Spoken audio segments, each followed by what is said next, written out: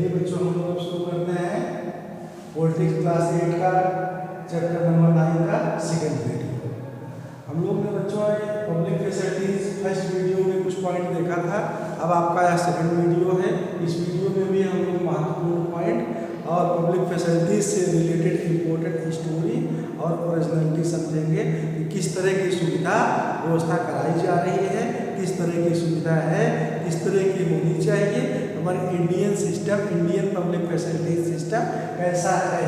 आप लोगों ने पिछले वीडियो में बच्चों चर्चा किया था चेन्नई के बारे में। चेन्नई एक ऐसा प्लेस है जहाँ पे 2-4 लोगों के बारे में आपने देखा था, किस तरह से सरकारी कर्मचारी हैं उनके यहाँ किस तरह से वाटर की फैसिलिटीज उपलब्ध कराई जाता है, और कैसा जो सिंपल व्यक्ति साधारण फर्स्ट फ्लोर पे किराएदार है उनके यहाँ कैसा अपर्याप्त सुविधाएं थी, और साधारण काम करने वाले लोगों के यहाँ दैट मीन्स कुछ निश्चित लोगों के बारे में आप लोगों ने चर्चा किया था, किस तरह से पब्लिक फैसिलिटीज वाटर मुख्य रूप से किसको पर्याप्त मिल रहा था, किसको नहीं मिल रहा था। अब हम लोग देखेंगे एक महत्वपूर्ण पॉइंट इसमें, ये चर्चा जो अमू और कुमार दो बच्चे करते हुए समझते हुए बस से क्षेत्र का सर्वे कर रहे हैं।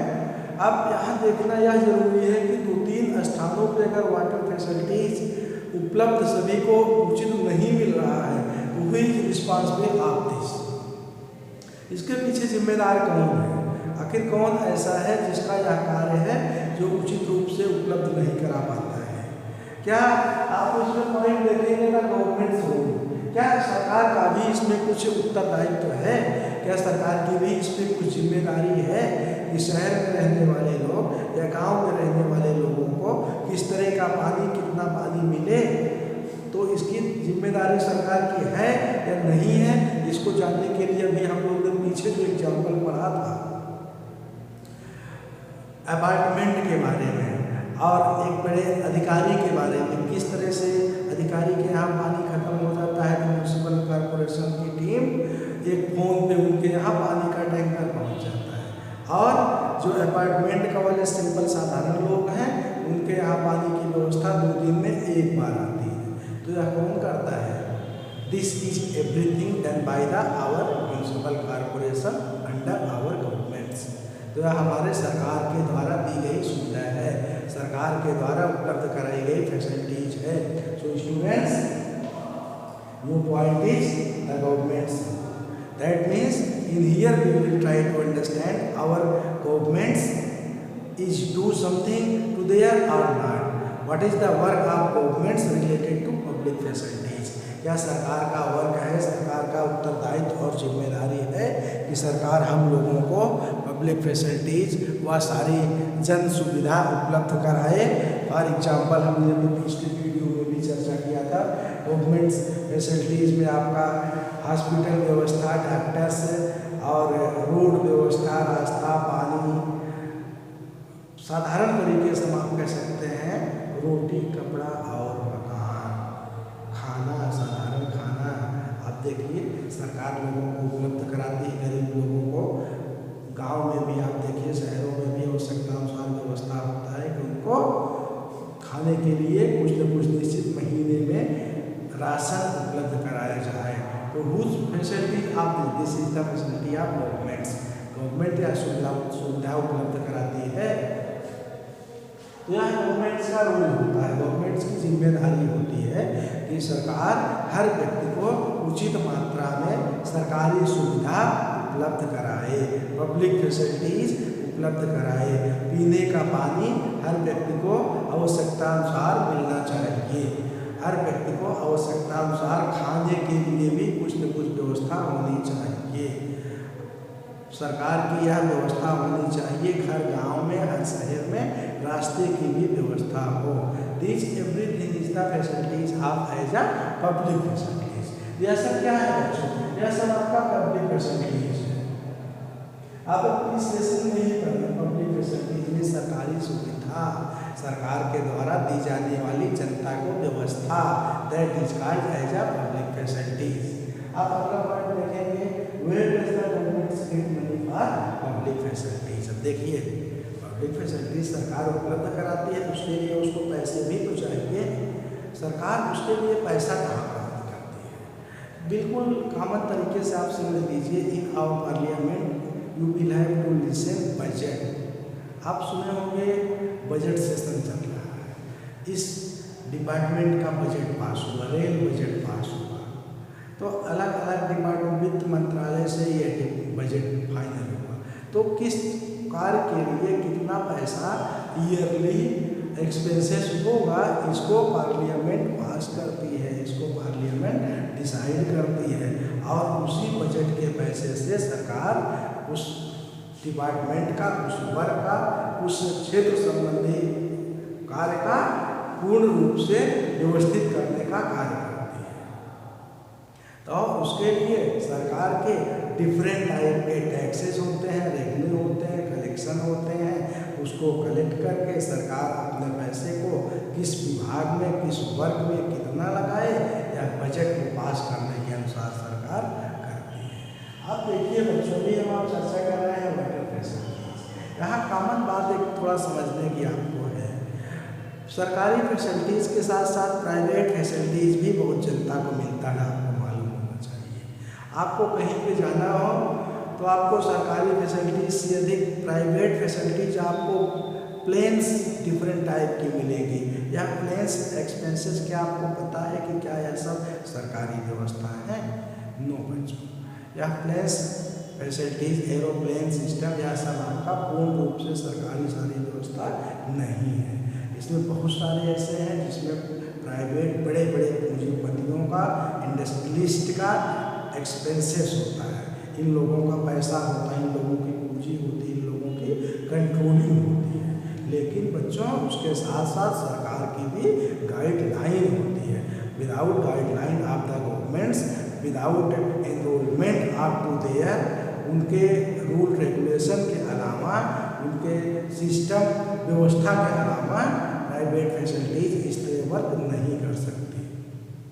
तो प्राइवेट क्षेत्रों में आप बस देखिए, बहुत सारी प्राइवेट बस मिलेगी आपको, जितनी सरकारी बस उसकी 20 गुना ज़्यादा आपको प्राइवेट बस मिलेंगी। तो आप वाटर की चर्चा हम कर रहे हैं, आखिर क्या वजह है कि वाटर फैसिलिटीज़ की उपलब्ध कराना क्या सरकार का ही उत्तरदायित्व है? इसको भी तो private firm, private companies factory कर सकती हैं या करती हैं। तो बच्चों राइट है, प्राइवेट फैसिलिटीज़, प्राइवेट फर्म भी वाटर उपलब्ध कराने का कार्य करती हैं। बहुत सारे लोगों को, बहुत सारे शहर के लोगों को व्यवस्था मिलता है प्राइवेट फर्म। लेकिन आपको थोड़ा ध्यान देना होगा कि क्या वजह है इसकी रिस्पॉन्सिबिलिटी ज़्यादा प्राइवेट फर्म में आपको कम समझ में आता है या कम दिखाई पड़ता है? तो प्राइवेट फर्म, प्राइवेट कंपनियां अपना व्यक्तिगत पर्सनल बेनिफिट देखते हैं। बच्चों आप देखिए, आप रोड निर्माण संबंधी काम हो, हॉस्पिटल कंस्ट्रक्शन हो, स्कूल से रिलेटेड वर्क हो, आपको बहुत सारे प्राइवेट सेक्टर के लोग उसमें जुड़े हुए मिलेंगे। आपको अगर शहर में 5 स्कूल सरकारी मिलेंगे तो 50 स्कूल प्राइवेट मिलेंगे, because this is the factor, this is the sector of getting benefit. ऐसा क्षेत्र है जहाँ से प्राइवेट लोगों को लगता है कि ज़बरदस्त बेनिफिट है, फ़ायदा है, इस तरह का वर्क हमको ऐसा काम करना चाहिए, तो करते हैं। वाटर से संबंधी बड़े बड़े शहरों में आपको मिलता है बच्चों, प्राइवेट फर्म भी इस तरह का कार्य वाटर सप्लाई का भी करते हैं, but they try to understand in here है not so much large benefit. उनको लगता है शायद यहाँ पे ऐसा बेनिफिट नहीं है। इस तरह से कुछ शहरों को छोड़ के आपको मैक्सिमम प्लेसों पे गवर्नमेंट्स भी इसकी व्यवस्था कराने का कार्य करती है। इसके बाद बच्चों हम लोग देखेंगे availability of the rural area. आखिर क्या स्थिति है गांव में? क्या गांव में लोगों को पानी या पब्लिक फैसिलिटीज पूर्ण रूप से आसानी से मिल जाता है? तो बच्चों अगर वाटर की हम लोग चर्चा करें तो गाँव में पानी के लिए मैक्सिमम लोग आवश्यकता अनुसार अपना मोटर लगा लेते हैं, बोरवेल लगा लेते हैं, समरसेबल लगा लेते हैं, हैंड पाइप होता है, वेल होती है, और आप देखेंगे कैनाल्स होते हैं, रिवर्स होती हैं। बहुत सारे व्यवस्था से लोगों को इरीगेशन के, वॉशिंग के और ड्रिंकिंग के हर पानी उनको आवश्यकता अनुसार वाटर फैसिलिटीज़ उपलब्ध हो जाती है। उसके अलावा अन्य फैसिलिटीज़ पब्लिक फैसिलिटी जैसे आपका इलेक्ट्रिसिटी हुआ तो इसमें आपको डिफरेंसेस दिखेगा। विलेज सिस्टम थोड़ा डिफरेंट दिखेगा, सिटी एरिया थोड़ा डिफरेंट दिखेगा। Electricity facilities is provided by every place government. भाई बिजली तो कोई प्राइवेट व्यक्ति देगा नहीं, या गवर्नमेंट बिजली सेक्टर को प्राइवेट से बेच दे, that is a different matter, अलग बात है। मैक्सिमम प्लेसों पे बिजली सेक्टर सरकारी हाथों में होता है, तो सरकार जैसे चाहती है वैसे उसका पैसा लेती है और उसी तरह से बिजली गांव के लोगों को, शहर के लोगों को उपलब्ध कराए जाने का कार्य होता है। तो रूरल एरिया में आप देखिए मुख्य रूप से वाटर संबंधी प्रॉब्लम कैसे होगा। अब मैक्सिमम प्लेसों पे इस तरह की व्यवस्थाएं हैं कि लोगों को आसानी से मिल जाता है, किसी तरह की कोई प्रॉब्लम उनको नहीं होता है और वो लोग आवश्यकता अनुसार अपनी फैसिलिटीज़ को, अपनी आवश्यकताओं को पूरा कर लेते हैं। इसके बाद आप देखिए यह सारी चर्चा कौन कर रहा है, यह सारी बातें, यह सारा इन्वेस्टिगेशन, यह जांच पड़ताल पूरी व्यवस्था का कौन कर रहा है, ये तो बच्चे अमू और कुमार। इसके बाद ये अमू और कुमार इस तरह ऐसा नोटिस कर रहे हैं, लोग ऐसा वाच कर रहे हैं कि देखिए ऐसा सामने ऐसा रोड है जिस रोड पे कोई स्ट्रीट लाइट नहीं दिख रही है, और फिर दूसरे लोग आपस में फिर चर्चा करते हैं कि यहाँ पे कुछ प्लेस ऐसा भी है जहाँ पे स्लम बना हुआ है, और इस स्लम में क्या है, क्या यहाँ पर भी स्लम में रहने वाले, झोपड़ी झोपड़ी में रहने वाले लोगों को भी पब्लिक फैसिलिटीज मिल रही है, ये आपस में चर्चा कर रहे हैं कौन, अमू और कुमार। तो उन लोगों को क्या दिख रहा है, उन लोगों को दिख रहा है कि यह पब्लिक फैसिलिटीज पूर्ण रूप से स्लम में या छोटी मोटी कॉलोनियों में नहीं मिल रहा है। ऐसा क्यों, फिर आपस में बातें हो रही, लगता है कि उन लोग टैक्स कम देते हैं या नहीं देते हैं, इसलिए सरकार इन लोगों को इस तरह की व्यवस्था उन लोगों को नहीं उपलब्ध कराती। फिर आपस में लोग चर्चा करते हैं कि this is the specially right of our constitution, so या हर किसी को पूर्ण रूप से मिलना चाहिए। ऐसा ना हो कि ये कुछ लोगों को मिले और कुछ लोगों को पब्लिक फैसिलिटीज ना मिले, क्योंकि यह संविधान का अधिकार है, संवैधानिक अधिकार है, राइट टू लाइफ, व्यक्ति के जीवन का अधिकार, जीने का अधिकार है, तो हर व्यक्ति को पब्लिक फैसिलिटीज भी मिलने का अधिकार है। इसके बाद बच्चों हम लोग लास्ट पॉइंट पे चर्चा करेंगे, in search of alternative inequalities. आपका यहाँ आता है इनइक्वलिटीज, सबसे महत्वपूर्ण पॉइंट है। देखिए शुरू में ही हम लोग चर्चा किए थे वाटर अवेलेबिलिटी ऑफ चेन्नई, किस तरह से चेन्नई में लोगों को वाटर उपलब्ध कराया जा रहा था। वाटर एक पब्लिक फैसिलिटीज के रूप में है। आपने देखा गवर्नमेंट अधिकारी को आसानी से वाटर मिल रहा था, जरा भी कम हुआ टैंकर उसके यहाँ पहुँच गया। उसके बाद आपने देखा किराएदार साधारण लोग जो है, अपार्टमेंट में जो लोग हैं, उनके यहाँ पानी 2 दिन में एक बार जा रहा है। फिर आपने और देखा कि साधारण व्यक्ति कहीं एक रेंट पे पर्सनल किराएदार है, वहाँ पे 4 दिन में एक बार पानी मिल रहा है। फिर आपने क्या देखा, लास्ट में आपने देखा काम करने वाले लेडीज, वैसे साधारण वर्क करने वाले साधारण वर्कर, उनकी स्थिति क्या है, उनको बिल्कुल पाने के लिए जबरदस्त प्रॉब्लम हो रही है। तो क्या है बच्चों, दिस इज द इनइक्वलिटीज। आपको क्या दिखता है, इनइक्वलिटी, असमानता, किस चीज़ में, पब्लिक फैसिलिटीज में।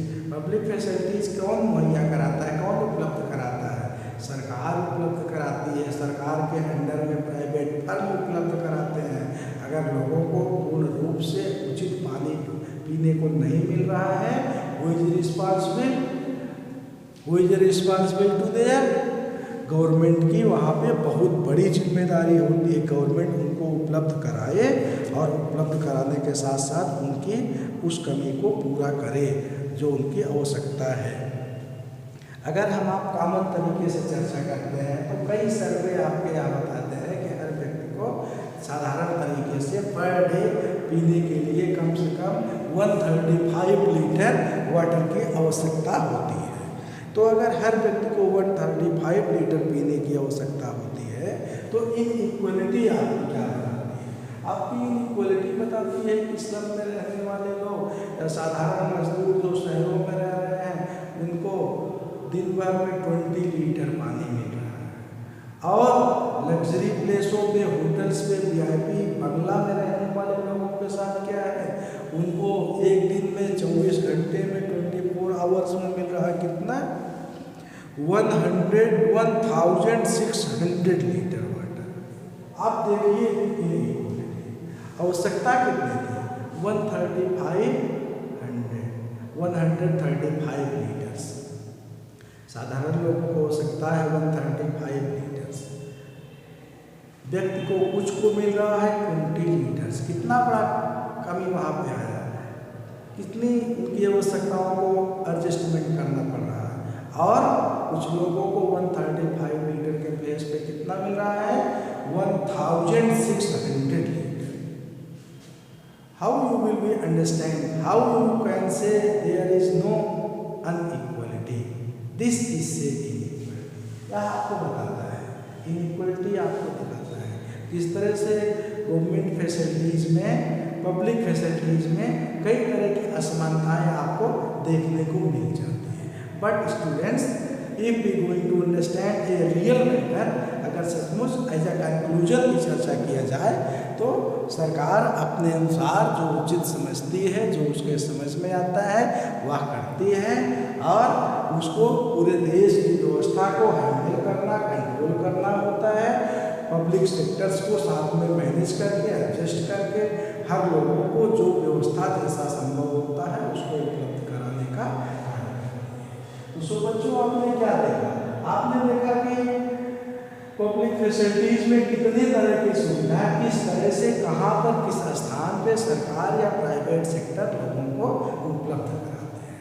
आपने इसमें इन दो बच्चों के द्वारा एक काल्पनिक या ओरिजिनल बस में जाते हुए कहानी के बारे में पूरे लेसन के, पूरे पब्लिक फैसिलिटी सिस्टम को समझने का कार्य किया। तो बच्चों, अब आपका यह लेसन यहीं पर समाप्त होता है। इसके बाद हम लोग अगले वीडियो में किसी अगले लेसन के बारे में चर्चा करेंगे बच्चों। तब तक के लिए थैंक यू।